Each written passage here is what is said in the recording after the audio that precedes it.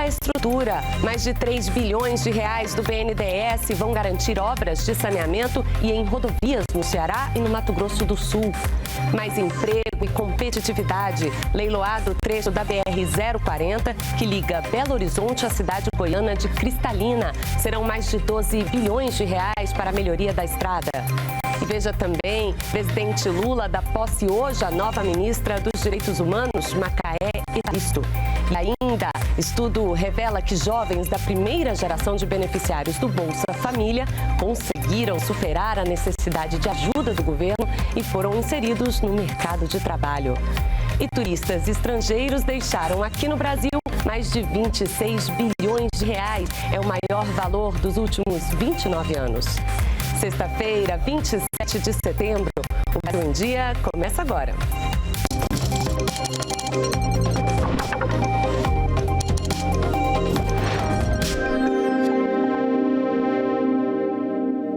Olá, seja muito bem-vindo ao canal Gov. Lembrando que você pode sempre nos acompanhar ao vivo pelas redes sociais e pela Rádio Gov.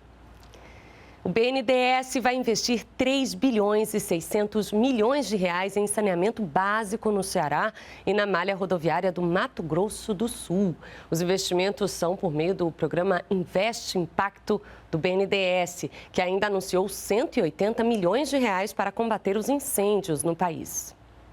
Investimento na infraestrutura urbana e no escoamento agrícola do país. Essas são as metas dos convênios assinados entre os governadores do Ceará e do Mato Grosso do Sul, com o BNDES no Palácio do Planalto. O Mato Grosso do Sul vai receber 2 bilhões e 300 milhões de reais para modernizar as rodovias do estado. Esse financiamento ele vai proporcionar 569 quilômetros de novas pavimentações em rodovias estaduais, vai proporcionar 249 quilômetros de restauro de rodovias estaduais e soma-se a isso a capacidade do Estado, que ano passado foi de 15% da nossa receita corrente líquida em investimento, e vamos continuar esse nível de investimento, bem como concessões em parceria governo do Estado e governo federal. Nós vamos em dezembro para um leilão de 870 quilômetros de rodovias, a metade federal, BRs, a outra metade MS, num lote só, que vai significar mais 5,7 bilhões de investimento de CAPEX nos próximos 5, 6 anos. Já o Ceará vai receber 1 bilhão e 600 milhões de reais para obras de abastecimento de água e saneamento básico. Podendo fazer a duplicação de transferência de água de um grande reservatório que temos no Ceará, que é o Castanhão, para a região metropolitana de Fortaleza.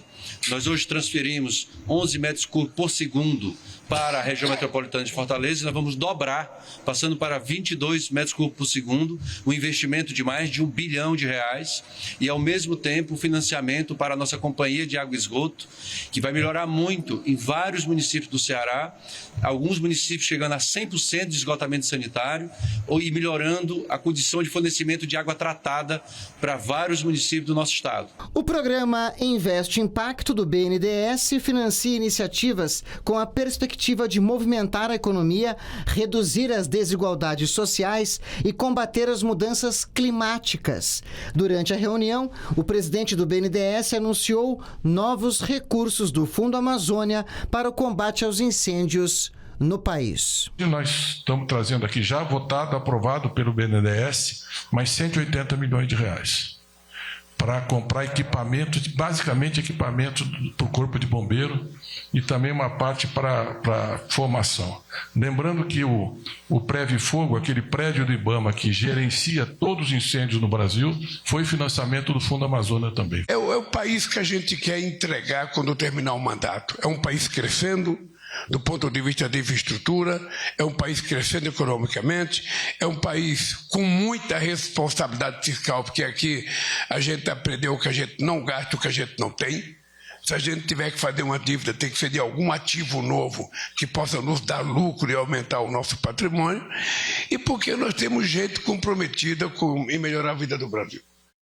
E ainda sobre investimento, vamos falar sobre recursos em tecnologia. O vice-presidente Geraldo Alckmin disse que o incentivo do setor privado em transformação digital alcançou a marca de 100 bilhões de reais. A transformação digital é um dos pilares do programa Nova Indústria Brasil. O valor foi atingido após o anúncio da Microsoft, que vai investir quase 15 bilhões de reais no país nos próximos 3 anos. A soma de recursos públicos e privados chega a 201 bilhões e 300 milhões de reais. E o presidente Lula dá posse hoje à ministra dos Direitos Humanos e da Cidadania, Macaé Evaristo. A cerimônia será no Palácio do Planalto e é para lá que nós vamos conversar com a repórter Márcia Fernandes, que também tem informações sobre a agenda do presidente nesta sexta-feira. Bom dia, Marcinha. Oi, bom dia, Vanessa, bom dia a todos que nos acompanham. Pois é, a principal agenda do dia aqui no Palácio do Planalto hoje do presidente Lula é a posse da nova ministra dos Direitos Humanos e da Cidadania, Macaé Evaristo. Ela foi nomeada no dia 11 de setembro para assumir essa pasta que é tão importante, que é a pasta dos Direitos Humanos. Olha, a Macaé, ela é mineira, professora e também assistente social. Ela é graduada em serviço social e tem mestrado pela PUC de Minas Gerais. Ela também está cursando doutorado pela Universidade Federal de Minas Gerais e foi a primeira mulher negra a ocupar o cargo de secretária de Educação, tanto da cidade de Belo Horizonte quanto do estado de Minas Gerais. Ela também já atuou como secretária de Educação Continuada, Alfabetização, Diversidade e Inclusão dentro do Ministério da Educação. E a trajetória dela é marcada pela luta, principalmente a luta antirracista, mas ela também atua na luta pela educação e também é ativista de defesa dos direitos humanos. Então, daqui a pouquinho ocorre essa posse às 11 da manhã aqui no Palácio do Planalto da Macaé Evaristo. Bem, antes dessa cerimônia de posse, o presidente Lula está recebendo aqui no Palácio do Planalto a presidenta da Petrobras, Magda Chambriard. Depois da posse, ele tem um outro encontro, dessa vez com a ministra da Saúde, Nízia Trindade. E à tarde, na única agenda dessa tarde, ele vai ter um encontro às 3h30 da tarde com o chefe do gabinete pessoal da Presidência da República, o Marco Aurélio Marcola, e também com o chefe de gabinete adjunto de agenda do gabinete pessoal, que é o Oswaldo Malatesta. Então essa é a agenda do presidente Lula nesta sexta-feira aqui em Brasília, no Palácio do Planalto. Voltamos com você, Vanessa. Ok, Márcia, obrigada. Daqui a pouco eu volto a conversar com você. Vocês viram as informações de Márcia Fernandes, direto do Palácio do Planalto, e o Canal Gov vai transmitir ao vivo esta cerimônia de posse. E olha, um dos programas sociais mais bem-sucedidos da história do Brasil, o Bolsa Família, começa a render frutos. Uma pesquisa da PUC do Rio de Janeiro mostrou que um grande número de jovens que vieram da primeira geração de beneficiários do programa conseguiram superar a necessidade de ajuda do governo e foram inseridos no mercado de trabalho. Na infância, a família do Denner contou com o Bolsa Família para ter uma fonte segura de renda. A gente tinha uma situação financeira de vulnerabilidade, né? Não existia aquela certeza de renda, né? Meus pais aqui no Piauí, eles não tinham emprego de carteira assinada, etc. Então, quando o Bolsa Família surgiu, ele servia como um recurso certo, né? Um recurso, uma base de renda. Era uma renda que a gente tinha certeza que existiria. Sem precisar se preocupar em complementar a renda de casa, Denner se dedicou aos estudos. Passou por boas escolas públicas, pelo Instituto Federal e pela Escola Técnica Estadual, até conseguir uma vaga na Universidade Federal do Ceará. A sólida formação deu a ele oportunidades de trabalho até fora do país. Hoje, Denner é diretor de projetos de uma empresa do setor de hidrogênio verde. Não é apenas uma questão da transferência de renda. A transferência de renda é um aspecto, mas se ela não vier acompanhada de oportunidades educacionais e mais ainda de oportunidades profissionais, você não consegue promover essa mobilidade social tão almejada. O caso do Denner não é uma exceção. Estudo feito pela Pontifícia Universidade Católica do Rio de Janeiro e a Fundação Getúlio Vargas apontou que 64% dos dependentes de famílias que recebiam Bolsa Família em 2005 não estavam mais no Cadastro Único para Programas Sociais do governo federal em 2019. O que significa que esses filhos do Bolsa Família, quando jovens adultos, não dependiam mais de nenhum programa social. Os dados consideram a trajetória de crianças e adolescentes que tinham entre 7 e 16 anos em 2005 e compara com dados públicos sobre pessoas empregadas entre 2015 e 2019. O resultado principal é que a maioria das crianças pobres, quando adultos jovens, não estavam dependendo de programas sociais, né? 64% não estavam mais no cadastro único, o que significa que não estão vinculadas a programas sociais, né? Cadastro único, como a gente bem sabe, é uma base do governo federal que serve para os municípios também usarem para enquadrar essas crianças em programas municipais de suporte à renda, né? E de acesso à creche, né? O cadastro único é utilizado como priorização. A pesquisa também mostrou que 45% dos dependentes do Bolsa Família em 2005 tiveram pelo menos um emprego de carteira assinada entre 2015 e 2019.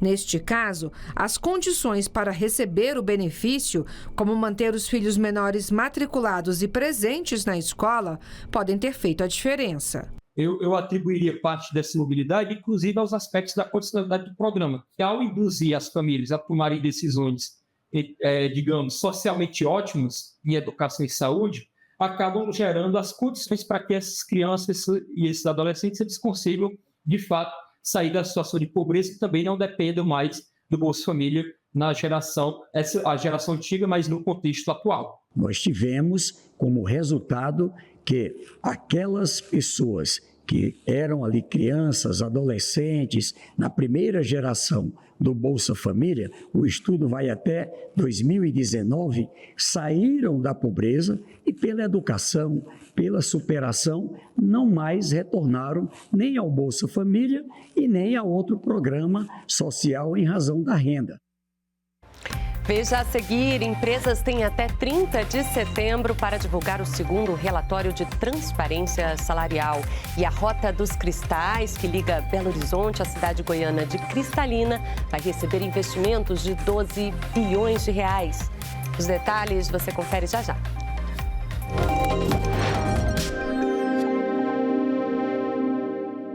Estamos de volta e o assunto agora é o paradesporto, que é a prática de algum esporte por uma pessoa com deficiência. O governo federal tem investido nessa área e obtido excelentes resultados, como o 5º lugar nas Paralimpíadas de Paris. E o objetivo é que esse número aumente ainda mais no próximo ciclo. Para isso, o governo federal lançou 2 programas voltados para pessoas com deficiência, o Semear Paradesporto e o Maré Inclusiva.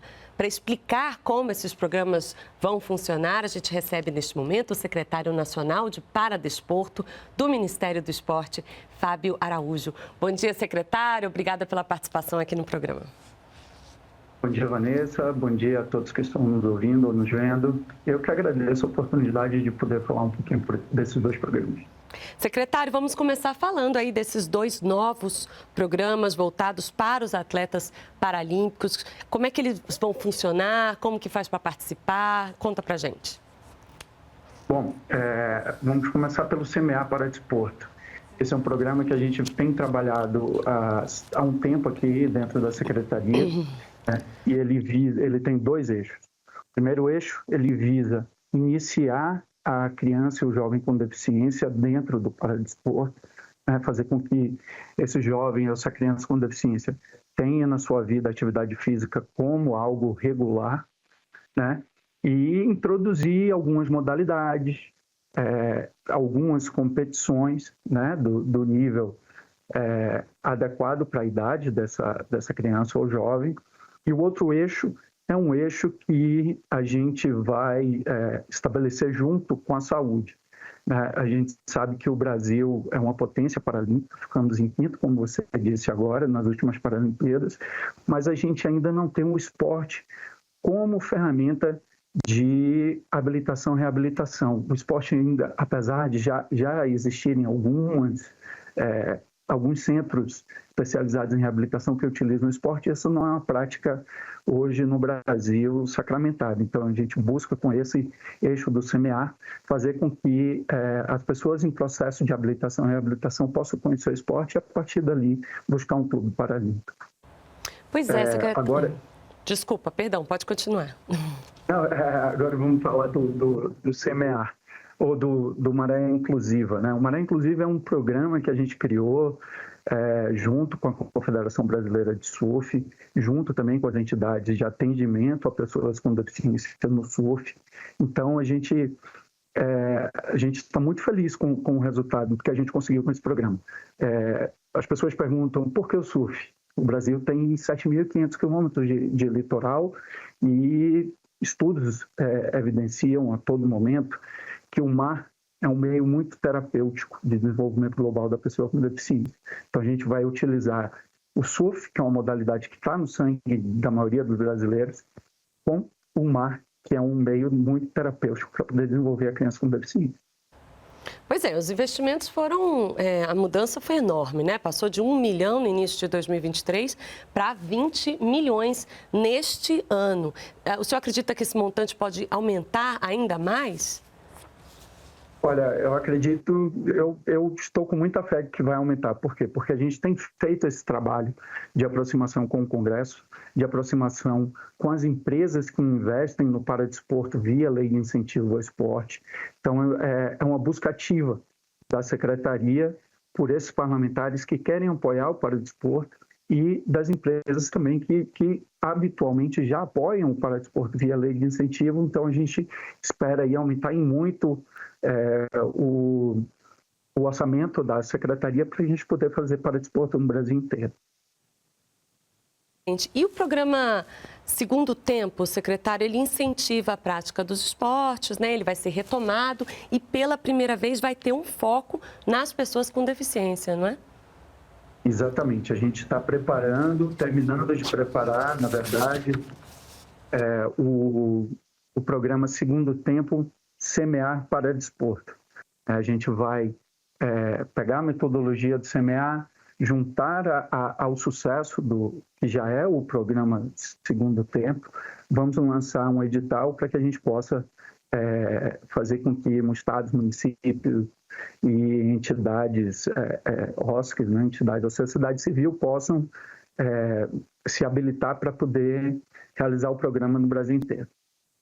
Maravilha. E o Brasil, ele realizou um feito histórico, né? Em Paris, a gente ficar em quinto lugar, foi realmente incrível. O senhor acredita que com todos esses investimentos, com todos esses programas, a gente consegue ainda avançar ainda mais, de repente superar a China, os Estados Unidos?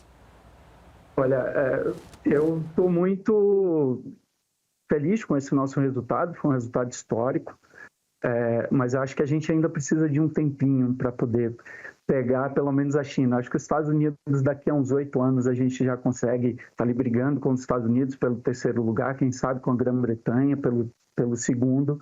E esses programas, eles vão ajudar a gente conquistar maiores, vamos dizer assim, mais pódios, mais medalhas e, consequentemente, mais lugares mais altos no quadro de medalhas das Paralimpíadas. Porque, como eu falei, o Brasil...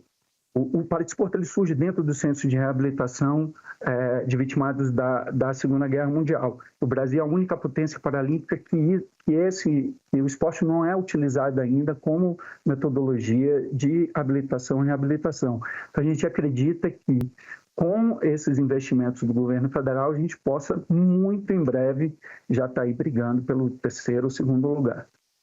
Tomara, a gente espera também. Eu entrevistei Fábio Araújo, ele que é secretário nacional de Paradesporto do Ministério do Esporte. Eu agradeço imensamente a sua participação e aguardo o senhor numa próxima oportunidade. Agradeço a você, Vanessa, pela oportunidade de falar um pouco dos nossos programas e estou à disposição para quando vocês quiserem. Excelente, bom dia. Bom dia. Vamos continuar com o telejornal. Olha só, de janeiro do ano passado até julho deste ano, o Brasil concedeu mais de 11 mil vistos de acolhida humanitária a migrantes. O objetivo é proteger essas pessoas em situação de vulnerabilidade. De São Paulo, Adriana Natali tem os detalhes. A concessão dos vistos de acolhida é fruto de portarias interministeriais firmadas entre os Ministérios da Justiça e Segurança Pública e das Relações Exteriores. O objetivo é proteger migrantes em situação de vulnerabilidade e assegurar a eles proteção e acolhimento no território brasileiro. De janeiro de 2023 até julho deste ano, foram concedidos 11.200 vistos com essa finalidade para migrantes originários de países afetados por conflitos ou crises humanitárias, como o Afeganistão, o Haiti, a Síria e a Ucrânia.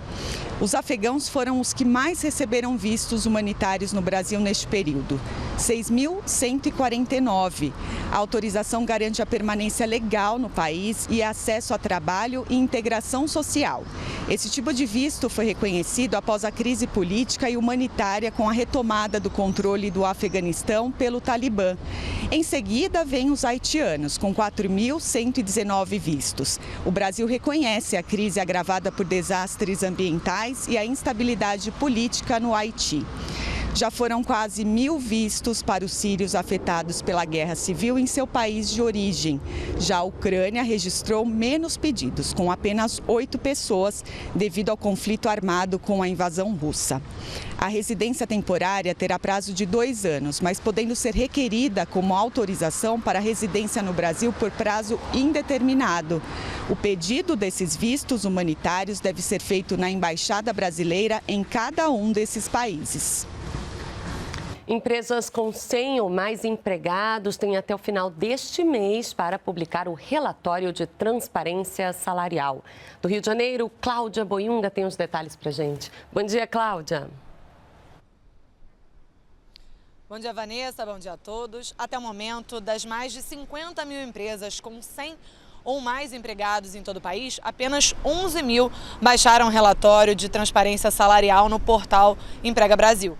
O relatório contém o número total de empregados, separados por sexo, raça e etnia, com os respectivos salários e cargos, e também a remuneração das mulheres em comparação com a remuneração dos homens. O relatório deve ser divulgado no site da empresa ou em redes sociais, de forma com que os empregados tenham acesso a essas informações e também o público em geral. Caso essa determinação não seja cumprida, a empresa está sujeita a multa, como determina a Lei da Igualdade Salarial. Na semana passada, o governo divulgou um dado de que as mulheres ainda recebem 20% menos do que os homens nas cerca de 50 mil empresas no país, com 100 funcionários ou mais. Eu volto com você, Vanessa. Ok, Claudinha, obrigada pelas informações. Bom trabalho para você aí no Rio de Janeiro. Vamos falar agora de recuperação das rodovias. O Ministério dos Transportes leiloou o trecho da BR-040 que liga Belo Horizonte à cidade goiana de Cristalina. Com quase 600 quilômetros de extensão, essa via é conhecida como Rota dos Cristais. A concessão por 30 anos para uma empresa privada vai melhorar a qualidade e a segurança da estrada, além de gerar milhares de empregos. O leilão realizado na Bolsa de Valores de São Paulo foi vencido pela empresa francesa Vinci Railways, que ofereceu a menor taxa de pedágio a ser cobrada no trecho. Em contrapartida, a nova concessionária terá de fazer uma série de melhorias na estrada. Sabemos da importância do transporte rodoviário para o crescimento do Brasil e estamos prontos para agregar valor a essa infraestrutura, tornando-a mais segura, eficiente e adaptada às necessidades do mundo. Estamos muy entusiasmados en fazer parte de este novo capítulo, contribuyendo para o progresso do Brasil e elevando o padrão da infraestrutura rodoviária no país. Entre as obras que a empresa deverá fazer na Rota dos Cristais, destacam-se a construção de 343 quilômetros de faixas adicionais e de 62 quilômetros de vias marginais. Além disso, deverão ser instaladas 43 passarelas para pedestres e 8 corredores verdes para reduzir o impacto ambiental do projeto. A concessão de rodovias federais é uma das estratégias do governo federal para melhorar a infraestrutura do país, aumentar a capacidade de escoamento da produção agrícola e industrial e gerar empregos. Apenas o leilão da Rota dos Cristais vai gerar investimentos de 12 bilhões de reais e criar cerca de 90 mil postos de trabalho diretos e indiretos. Duas palavras só. A primeira é investimento. O Brasil tem alguns desafios. O primeiro deles é aumentar investimento. E nós estamos vendo aqui um importantíssimo investimento, Renan, que traz produtividade, reduz custo do Brasil, melhora produtividade e competitividade. Ajuda agroindústria, serviços, exportação. A outra é emprego, obra, construção, é emprego direto, então, área fortemente empregadora. Vai gerar muito emprego e movimentar a economia. Por isso, o governo federal planeja mais 30 leilões desse tipo nos próximos anos, fazendo com que o total chegue a 35 até o fim de 2026. O mês que vem nós faremos o 6º, leilão, mas nós vamos fazer mais 5 até o final do ano. Ou seja, o pipeline de leilões, ele saiu do papel, já está na rua. E no primeiro semestre do ano que vem, a gente espera fazer 5 novos leilões para atingirmos a marca de 35 novos leilões nos 4 anos do governo do presidente Lula, contra 24 leilões históricos de 97 até o ano de 2022. Isso vai ser uma revolução para a nossa infraestrutura. Veja a seguir, o governo atinge marca histórica de 200 novos mercados abertos ao agro. E turistas estrangeiros deixam mais de 26 bilhões de reais aqui no Brasil, um recorde em 29 anos. A gente volta já já.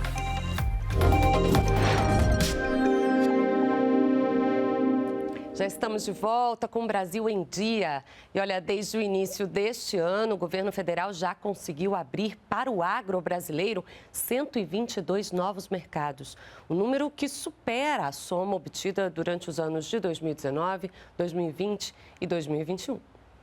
Então a gente volta a conversar com a Márcia Fernandes, que está lá no Palácio do Planalto e tem mais detalhes sobre esse assunto. Oi, Marcinha. Olha, Vanessa, eu estou de volta para falar dessa expansão dos mercados e realmente essa é uma das metas do governo federal, expandir os mercados internacionais, a abertura para os produtos brasileiros. E olha, em 20 meses, 200 novos mercados foram abertos e olha, esse número ele supera a soma de abertura de mercados que ocorreu ali nos anos de 2019, 2020 e 2021, quando ao longo de 3 anos foram conquistadas cerca de 186 novas aberturas. E segundo o governo federal, aberturas recentes foram fundamentais para que o Brasil atingisse essa marca. Por exemplo, a abertura de embriões para a Rússia e de erva mate para Angola e também para a Coreia do Sul. E essas aberturas não necessariamente incluem aqueles produtos tradicionais que a gente costuma exportar, como soja e carne, mas também uma gama de outros produtos agropecuários, como pescados, gelatina, sementes e colágeno. Olha, desde o início de 2023, cerca de 60 novos destinos foram contemplados e, segundo o governo federal, isso se dá inclusive porque o Brasil é reconhecido internacionalmente por mais de 200 países como um país que tem excelência na qualidade sanitária na produção aqui. E também pelo trabalho conjunto realizado pelo Ministério da Agricultura e Pecuária e também o Ministério das Relações Exteriores. E o governo federal destacou que essa expansão impulsiona as exportações, contribui para um saldo positivo na balança comercial do país e também gera emprego e renda para os brasileiros. Voltamos com você, Vanessa. Ok, Marcinha, obrigada pelas informações, bom trabalho para você. E a ministra da Saúde, Nízia Trindade, recebeu nesta quinta-feira, aqui em Brasília, secretários estaduais e municipais para discutir a emergência climática e os impactos no bem-estar da população. Comunidades isoladas preocupam o governo. Um calor extremo, a pior seca dos últimos 75 anos, com impactos óbvios na saúde da população.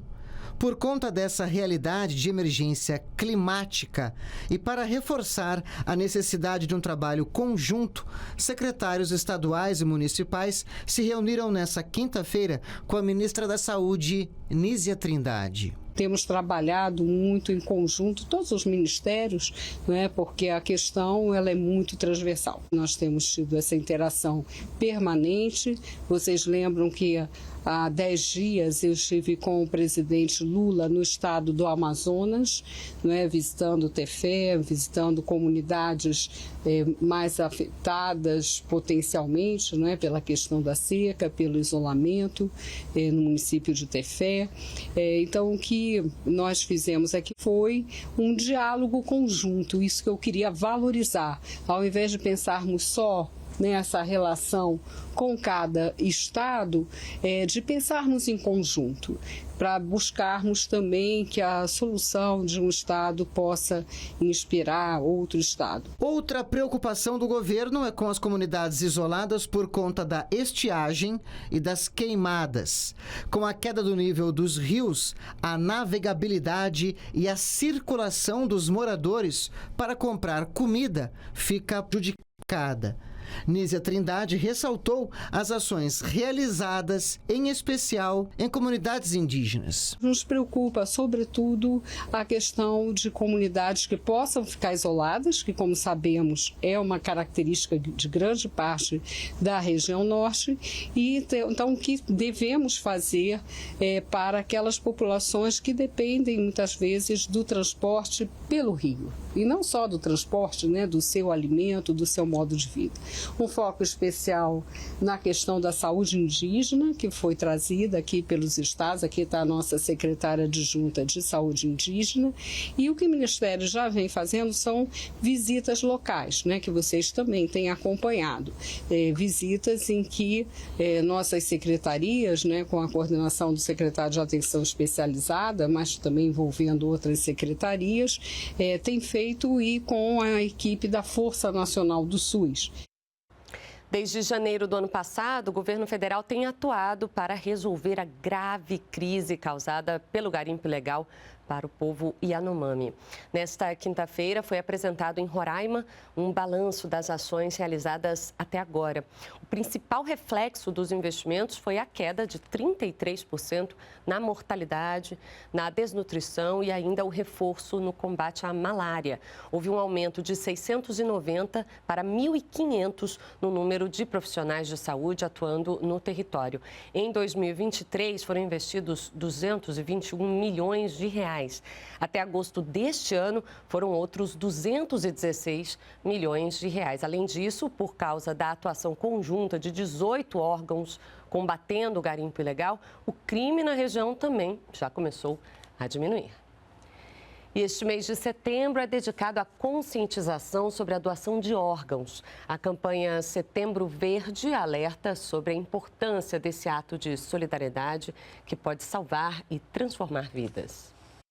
O sorriso nas fotos significa vitória. Aos 33 anos, Jackson ganhou finalmente um futuro. O alagoano conta que há 6 anos vinha lutando contra uma hepatite autoimune sem sucesso. Com a doença avançando cada vez mais, foi necessário um transplante de fígado, que ele conseguiu em agosto deste ano. Desde o dia 29 de agosto de 2024, que a minha vida mudou completamente. Antes eu vivia sem perspectiva nenhuma de vida, Foi necessário passar pelo transplante. Recebi um fígado de uma pessoa que, infelizmente, ela precisou deixar a família dela mas ela me deu a oportunidade de continuar vivendo. Na maioria dos casos, o transplante de órgãos pode ser a única esperança de vida ou oportunidade de recomeço para quem precisa da doação. O Brasil é referência mundial na área e possui o maior sistema público de transplantes do mundo. É o Sistema Nacional de Transplantes o responsável no país pela regulamentação, controle e monitoramento do processo. Além disso, a lista para transplantes é única e vale tanto para pacientes do SUS quanto da rede privada. Entre janeiro e junho deste ano, mais de 14 mil transplantes foram realizados pelo SUS em todo o país. O número já é maior que o do ano passado, quando foram registrados 13.900 durante o mesmo período. Os órgãos mais doados foram os rins, fígado, coração, pâncreas e pulmão, além da córnea e medula óssea. O Sistema Nacional de Transplantes sofreu o impacto da pandemia de Covid-19, assim como todo o sistema de saúde. No transplante não foi diferente, a gente sentiu a queda, mas finalmente agora em 2024, que já vinha acontecendo em 2023, o sistema vem mostrando recuperação. Isso é aliado a uma série de fatores, entre eles o empenho do Ministério da Saúde através de diversas ações para que sejam aumentadas as notificações de morte encefálica e a manutenção do potencial doador seja feita corretamente nas UTIs e nos setores de neurocríticos. Para conscientizar a população sobre a importância da doação de órgãos, o Ministério da Saúde realiza todos os anos a campanha Setembro Verde. A ideia é chamar a atenção para o tema, além de capacitar profissionais da saúde que tenham o contato direto com a família dos possíveis doadores. A gente utiliza o mês de setembro para manter o tema sempre atual, para lembrar as pessoas da importância de doar órgãos, de doar córneas, de doar outros tecidos como ossos e pele, porque isso é muito importante para quem está na lista de espera. Eu faço um apelo hoje para vocês aqui. Estamos no Setembro Verde. Setembro Verde, ele é dedicado à doação de órgãos. Doe órgãos, doe vida. Vamos falar do turismo em alta. Em 8 meses, os turistas estrangeiros deixaram mais de 26 bilhões de reais no Brasil. É o maior valor em 29 anos. Nos primeiros 8 meses do ano, quase 4,5 milhões de turistas internacionais vieram ao Brasil. Isso representa um aumento de 10,7% em relação ao mesmo período de 2023. Os números do turismo internacional em 2024 estão batendo todos os recordes. De janeiro a agosto de 2023, nós tivemos uma arrecadação de 4,4 bilhões de dólares. E esse mesmo período de 2024, 4,8 bilhões de dólares de receita. Isso é geração de emprego e renda. E com tanta gente vindo visitar o país, o resultado foram 26 bilhões e 200 mil reais injetados na economia brasileira entre janeiro e agosto. O maior valor nos últimos 29 anos. Os dados foram divulgados pelo Banco Central e indicam que somente em agosto os turistas estrangeiros deixaram mais de 3 bilhões de reais por aqui. E a meta do governo, por meio do Plano Nacional de Turismo, é fazer com que o Brasil seja o maior receptor de turistas da América do Sul até 2027, ultrapassando 8 milhões de visitantes internacionais. 2024 também aponta um crescimento de 18% de voos internacionais e 14% a mais de turistas estrangeiros visitando o Brasil. Sem dúvida alguma, nós vamos terminar o ano de 2024 melhor do que terminamos o de 2023, que já foi um ano de plena recuperação e recordes.